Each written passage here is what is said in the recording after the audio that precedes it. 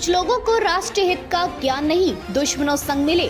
राहुल गांधी पर बोले उपराष्ट्रपति धनखड़। कांग्रेस नेता राहुल गांधी के अमेरिका दौरे में इल्हान उमर जैसी विवादित सांसद और तख्ता पलट के माहिर कहे जाने वाले डोनाल्ड डू से मुलाकात पर विवाद हो रहा है। इस बीच उपराष्ट्रपति जगदीप धनखड़ ने कहा कि महत्वपूर्ण पद पर बैठे कुछ लोगों को राष्ट्रीय हित का कोई ज्ञान नहीं है।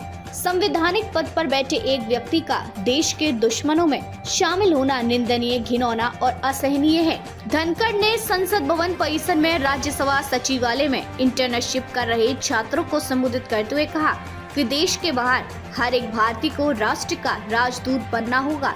उन्होंने कहा कि यह कितना दुखद है कि संवैधानिक पद पर बैठा एक व्यक्ति ठीक इसका उल्टा कर रहा है। इससे अधिक निंदनीय, घिनौना और असहनीय कुछ नहीं हो सकता कि आप देश के शत्रुओं के साथ शामिल हो जाएं। उपराष्ट्रपति ने कहा कि ऐसे व्यक्ति स्वतंत्रता का मूल्य नहीं समझते। वे यह नहीं समझते कि इस देश की सभ्यता 5000 वर्ष पुरानी है। उन्होंने कहा कि मुझे दुख और पीड़ा है कि महत्वपूर्ण पद पर बैठे कुछ लोगों को राष्ट्रीय हित का कोई ज्ञान नहीं है।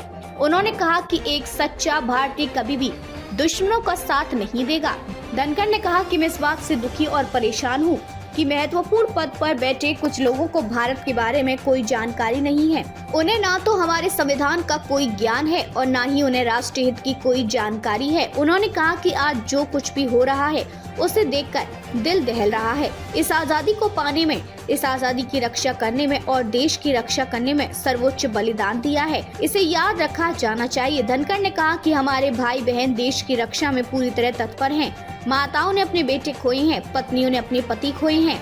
हम अपने राष्ट्रवाद का उपवास नहीं उड़ा सकते। उन्होंने कहा कि भारतीय संविधान पवित्र है। इसे संविधान के संस्थापकों, संविधान सभा के सदस्यों द्वारा 18 सत्रों में बिना किसी व्यवधान, बिना उपद्रव, बिना नारेबाजी और बिना कोई पोस्टर लहराए 3 साल की कड़ी मेहनत से तैयार किया गया था। ये संवाद, चर्चा, सकारात्मक बहस और विचार विमर्श के प्रभावी तंत्र से ही संभव हो सकता है।